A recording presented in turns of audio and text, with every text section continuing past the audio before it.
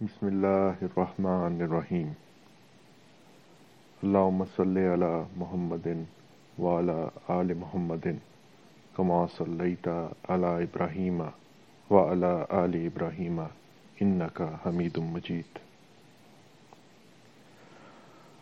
آسمان علم و معرفت کے مہر درخشاں، زبدۃ العارفین، مخدوم اہل سنت، استاد العلماء المعروف حضرت شیخ القرآن خواجہ پیر محمد عبدالغفور ہزاروی صاحب چشتی نظامی قادری رحمۃ اللہ علیہ کے آباء و اجداد نے تقریباً 1200 عیسوی میں علاقہ سوات سے ہجرت کر کے صوبہ سرحد موجودہ خیبر پختونخوا کے گاؤں چمبا تحصیل ہری پور ہزارہ میں آ کر سکونت اختیار کی۔ حضرت مولانا محمد عالم رحمۃ اللہ علیہ کے 4 صاحبزادے تھے، جن میں حضرت مولانا عبدالحمید اور حضرت مولانا عبدالحی رحمۃ اللہ علیہ نے سب سے زیادہ شہرت حاصل کی۔ جب 9 ذی الحجہ سن 1330 ہجری بمطابق 1 اپریل 1910 عیسوی جمعۃ المبارک کی صبح صادق کے وقت حضرت مولانا عبدالحمید رحمۃ اللہ علیہ صاحب کے ہاں بیٹے کی پیدائش ہوئی تو آپ نے اپنے والد ماجد حضرت مولانا محمد عالم رحمۃ اللہ علیہ کے پیر طریقت قیوم زمان حضرت پیر خواجہ محمد عبدالغفور رحمۃ اللہ علیہ سید و شریف کی نسبت سے اپنے بیٹے کا نام محمد عبدالغفور رکھا، جو بعد میں حضرت ابو الحقائق شیخ القرآن کے نام سے مشہور ہوئے۔ ہماری آج کی یہ آڈیو حضرت قبلہ ابو الحقائق خواجہ پیر محمد عبدالغفور ہزاروی رحمۃ اللہ علیہ کی زندگی کے چند نمایاں پہلوؤں سے آپ کو روشناس کرنے کی غرض سے بنائی گئی ہے۔ حضرت شیخ القرآن خواجہ محمد عبدالغفور ہزاروی صاحب بچپن ہی سے بہترین صلاحیتوں کے مالک تھے۔ دنیاوی کھیل سے شروع ہی سے دور رہے اور علم کی تلاش میں ساری زندگی وقف کر دی۔ ابتدائی کتب سے لے کر فقہ تک کی کتب اپنے والد ماجد سے پڑھی اور اس کے بعد بھوئی شریف ضلع اٹک تشریف لے گئے اور وہاں جا کر استاد العلماء حضرت مولانا احمد دین صاحب اور حضرت مولانا محب النبی صاحب رحمۃ اللہ علیہ سے تعلیم حاصل کی۔ حضرت شیخ القرآن کے اساتذہ کرام میں حضرت پیر طریقت آفتاب شریعت قبلہ عالم غوث زمان حضرت سیدنا پیر مہر علی شاہ صاحب رحمۃ اللہ علیہ بھی شامل تھے۔ آپ نے خیر و برکت کے خیال سے اکثر کتابوں کا آغاز قبلہ عالم حضرت گولڑوی رحمۃ اللہ علیہ سے کیا اور ایک بار درخواست کی کہ قبلہ میرے لیے خصوصی دعا فرمائیں۔ چنانچہ قبلہ عالم گولڑا شریف حضرت سیدنا پیر مہر علی شاہ صاحب نے نہ صرف دعا فرمائی بلکہ آپ کے بارے میں ایک پیشن گوئی بھی فرمائی۔ چنانچہ دربار عالیہ گولڑا شریف کی اکثر مجالس میں آپ نے اس بار کا ذکر کیا کہ میں حضور قبلہ عالم کی دعا ہوں اور ان کے کرم کا زندہ ثبوت ہوں۔ جب آپ نے درس نظامی کی تکمیل کر لی تو آپ لاہور تشریف لائے، پر یہاں آپ کو تسلی نہ ہوئی۔ علمی شوق اس قدر غالب تھا کہ دلی تشریف لے گئے۔ دوران تعلیم اکثر و بیشتر فاقہ کشی کی نوبت آئی، مگر کیا مجال کہ کسی پر ظاہر کیا ہو۔ پائے استقلال میں ذرہ بھر بھی جنبش نہ آئی۔ آپ نے دارالعلوم فتح پوری میں بھی داخلہ لیا اور کئی میل پیدل سفر کر کے دارالعلوم جاتے اور تھوڑے سے چنے کھا کر گزارا کرتے۔ دلی میں دوران تعلیم محدث اعظم حضرت مولانا سردار احمد صاحب رحمۃ اللہ علیہ سے ملاقات ہوئی۔ انہوں نے منظر الاسلام بریلی شریف میں پڑھنے کا مشورہ دیا۔ چنانچہ آپ بریلی شریف تشریف لے گئے اور اعلیٰ حضرت مولانا احمد رضا خان بریلوی رحمۃ اللہ علیہ کے صاحبزادے حجت الاسلام حضرت مولانا شاہ حامد رضا خان بریلوی رحمۃ اللہ علیہ سے دورہ حدیث پڑھا اور سند فراغت حاصل کی۔ علمی قابلیت اور ذہانت کو دیکھتے ہوئے استاد مکرم حجت الاسلام حضرت مولانا حامد رضا خان بریلوی رحمۃ اللہ علیہ نے آپ کو ابو الحقائق کا خطاب دیا اور اپنے مدرسے میں بطور مدرس آپ کی خدمات کو حاصل کیا۔ آپ کے چھوٹے بھائی حضرت غلام رحمانی رحمۃ اللہ علیہ نے بھی دارالعلوم بریلی شریف سے سند فراغت حاصل کی اور اعلیٰ حضرت بریلوی رحمۃ اللہ علیہ نے آپ کو ابو المعانی کا خطاب عطا فرمایا۔ حضرت شیخ القرآن رحمۃ اللہ علیہ بریلی شریف میں کچھ عرصہ تک درس و تدریس کا کام سر انجام دیتے رہے اور پھر آپ گجرات موجودہ پاکستان تشریف لے آئے اور انجمن خدام الصوفیاء کے تحت درس و تدریس کا سلسلہ شروع کیا اور ساتھ ہی شیشہ والا گیٹ گجرات کی جامع مسجد میں خطابت کے فرائض سر انجام دیے۔ یہاں پر دیگر سینکڑوں طلباء کے علاوہ حضرت علامہ مولانا محمود شاہ گجراتی رحمۃ اللہ علیہ سابق صدر جمعیت علماء پاکستان نے بھی درس نظامی کی کتب پڑھی۔ آپ 1935 میں گجرات سے وزیر آباد تشریف لے گئے اور ریلوے اسٹیشن کے ساتھ متصل جامع مسجد جو شہر کی سب سے بڑی اور مرکزی جامع مسجد ہے میں چند سال تک انجمن کی ماتحتی میں کام کیا، مگر بعد ازاں غیور طبیعت نے اسے گوارا نہ کیا، پھر تادم زیست آزادانہ طور پر خطابت کے فرائض سر انجام دیتے رہے۔ آپ نے مسجد کی تعمیر اثر نو فرمائی اور اس کے ساتھ ساتھ دارالعلوم جامعہ نظامیہ غوثیہ بھی تعمیر کروایا۔ اس دور میں ڈاکٹر بلگرامی صاحب کی طرف سے جامعہ اسلامیہ بہاولپور کے لیے آپ کو پیشکش ہوئی، لیکن آپ نے انکار کر دیا اور جامعہ نظامیہ غوثیہ وزیر آباد میں درس و تدریس کا سلسلہ جاری رکھا۔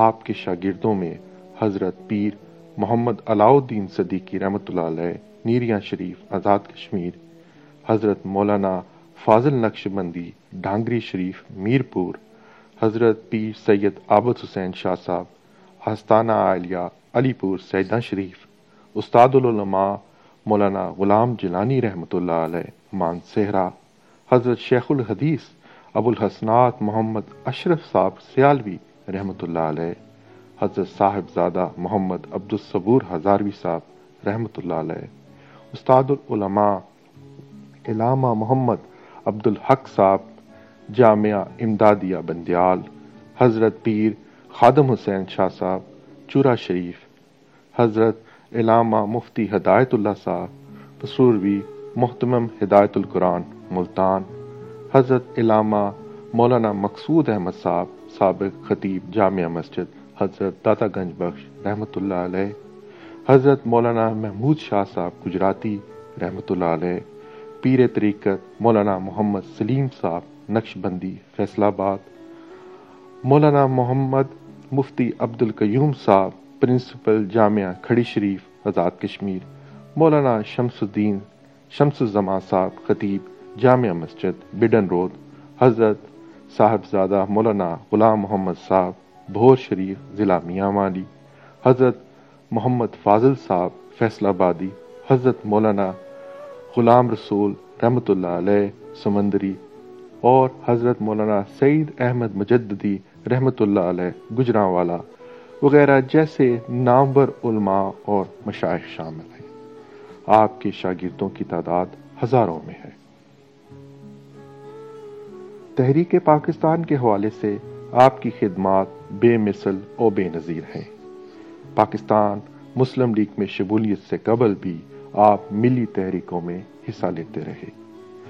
جب تحریک نیلی پوش مسجد شہید گنج کے لیے چلی تو اس میں بھی بڑھ چڑھ کر حصہ لیا اور اس تحریک کے روح رواں ملک لال خان اور مولانا ظفر علی خان کے ساتھ دن رات کام کیا۔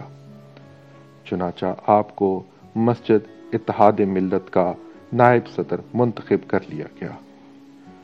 مجلس اتحاد ملت 2 سال تک مسجد کی بازیابی کے لیے سرگرم عمل رہی۔ خاطر خواہ نتیجہ نہ ظاہر ہوا تو قائدین مجلس نے مجلس کو توڑ کر مسلم لیگ میں شامل ہونے کا ارادہ کیا۔ چنانچہ 19 اپریل 1938 عیسوی کو کلکتہ میں مسلم لیگ کے سالانہ اجلاس میں، جس کی صدارت بانی پاکستان قائد اعظم محمد علی جناح رحمۃ اللہ علیہ فرما رہے تھے، تو اس عظیم الشان اجلاس میں حضرت شیخ القرآن مولانا محمد عبد الغفور ہزاروی صاحب نے سٹیج پر کھڑے ہو کر ایک دلاویز اور پرجوش تقریر کی اور فرمایا کہ آج سے ہم نے مجلس اتحاد ملت کو توڑ کر مسلم لیگ میں قدغن کرنے کا فیصلہ کر دیا ہے۔ اب ہم مسلم لیگ کے پرچم تلے قائد اعظم رحمۃ اللہ علیہ کی رہنمائی میں ملک و قوم کی خدمت کریں گے۔ اس جماعت کے جیش نیلی پوش اب مسلم لیگ کے سپاہی ہوں گے۔ آپ کی دلپذیر تقریر سن کر قائد اعظم رحمۃ اللہ علیہ بہت متاثر ہوئے۔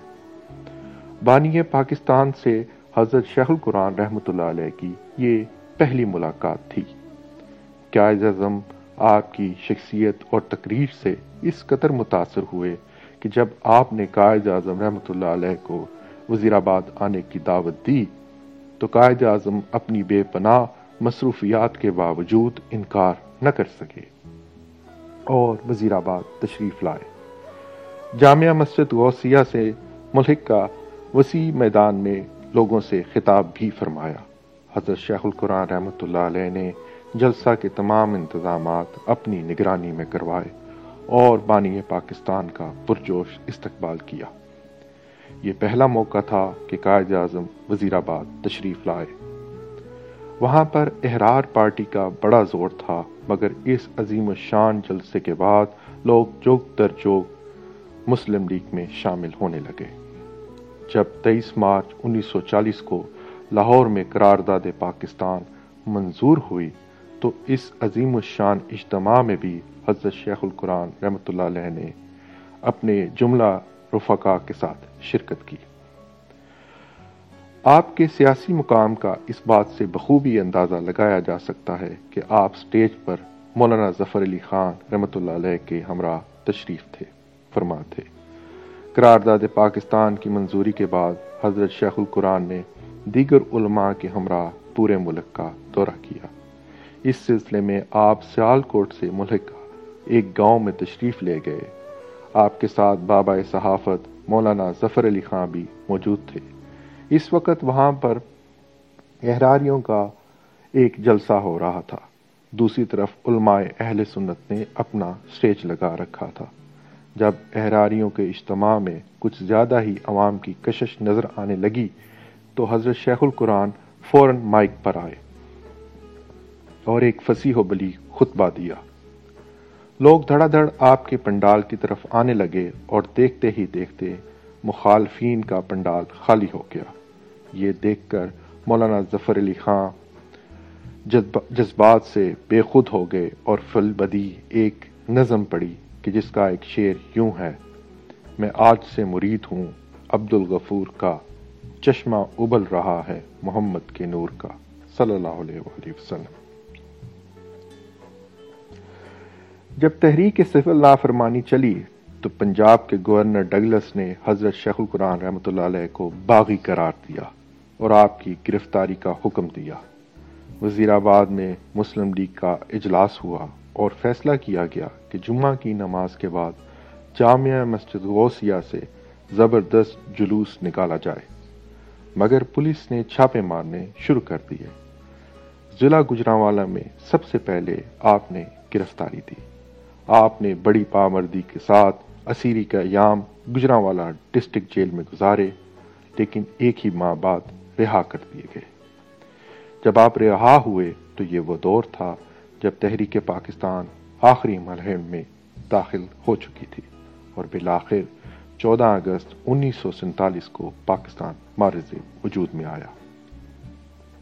آپ صوفی شاعر، خطیب، سیاستدان، مدرس، عالم دین اور ایک ولی کامل تھے۔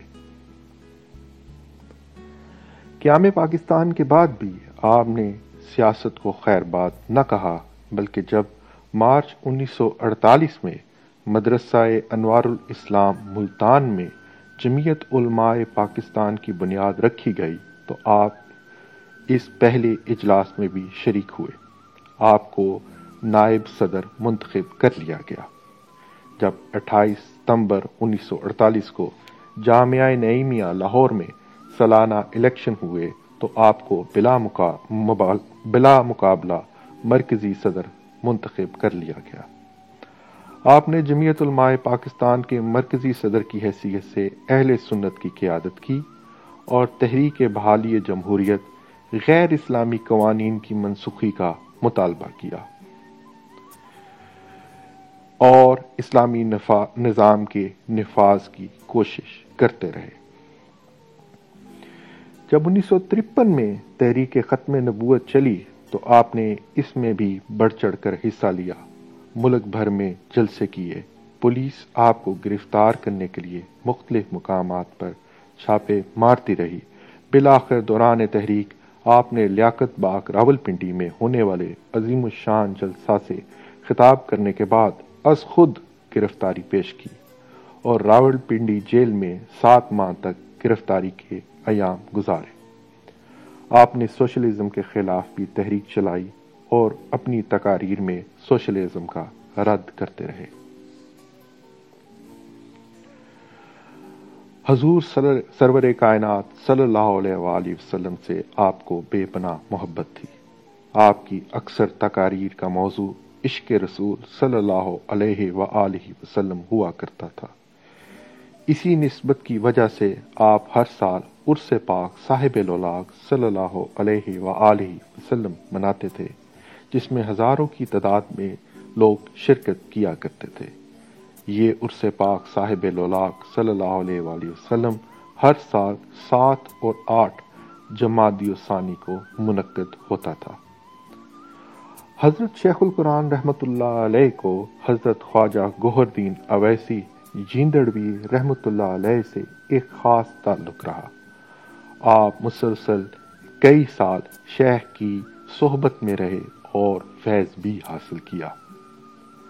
حضرت خواجہ سائیں گوہر الدین صاحب اویسی جیندڑوی، حضرت حجت الاسلام مولانا حامد رضا خان بریلوی رحمۃ اللہ علیہ، خواجہ پیر طریقت حضرت معصوم بادشاہ رحمۃ اللہ علیہ چورا شریف، حضرت خواجہ نور احمد صاحب سہروردی چکوال اور حضرت پیر علاؤ الدین قادری بغداد شریف کی طرف سے آپ کو خلافت بھی عطا ہوئی۔ یوں آپ کے پاس بیک وقت قادری، چشتی، نقشبندی، سہروردی اور اویسی سلسلہ کی خلافت موجود تھی۔ آپ کو تصوف سے خاص لگاؤ تھا اور اکثر و بیشتر بزرگان دین کے مزارات پر آپ حاضری دیا کرتے تھے۔ حضرت سیدنا داتا گنج بخش رحمۃ اللہ علیہ کے مزار پر حاضری دینا آپ کا معمول تھا۔ آپ کی زندگی کے روحانی پہلو کشف و کرامات کا منہ بولتا ثبوت ہیں۔ آپ مستجاب الدعوات تھے اور غرباء اور مساکین کے حق میں بھرپور دعا فرمایا کرتے تھے۔ آپ سے منسوب بے شمار کرامات زبان زد عام و خاص ہیں۔ آپ کو اردو، فارسی، عربی، پنجابی، ہند کو اور بے شمار دیگر زبانوں پر عبور حاصل تھا۔ آپ نے مختلف زبانوں میں شاعری بھی فرمائی۔ آپ کے حافظہ کا یہ عالم تھا کہ ہزاروں کی تعداد میں اشعار کہ جن کا تعلق عشق خدا تعالی اور عشق رسول صلی اللہ علیہ وآلہ وسلم سے تھا، آپ کو زبانی یاد تھے۔ آپ کی تقاریر میں عشق رسول صلی اللہ علیہ وآلہ وسلم کوٹ کوٹ کر بھرا تھا۔ آپ کے چند نایاب آڈیو ریکارڈ آج بھی موجود ہیں کہ جن کو سن کر اہل عشق کی روح تڑپ اٹھتی ہے۔ آپ کو حضرت حسنین کریمین سے والہانہ عشق تھا اور آپ اپنی تقاریر میں اکثر یہ شعر گنگنایا کرتے تھے: اے دل بگیر دامن سلطان اولیاء، اے دل بگیر دامن سلطان اولیاء، یعنی حسین ابن علی جان اولیاء۔ آپ کا پیغام رسول اللہ صلی اللہ علیہ وآلہ وسلم، اہل بیت رسول اللہ صلی اللہ علیہ وآلہ وسلم سے محبت اور خلق خدا کی خدمت ہے۔ خدا تعالیٰ نے آپ کو شہادت کا مرتبہ 9 اکتوبر 1970 بمطابق 7 شعبان کو عطا فرمایا۔ مختلف مستند اخبارات اور رسائل کے مطابق آپ کے جنازہ میں 1 لاکھ سے زیادہ لوگوں نے شرکت فرمائی۔ آپ کا وصال ایک ٹریفک حادثہ میں ہوا۔ آپ نے سینکڑوں لوگوں کے سامنے کلمہ طیبہ اور درود شریف پڑھتے ہوئے اپنی جان خالق حقیقی کے سپرد فرمائی۔ انا للہ و انا الیہ راجعون۔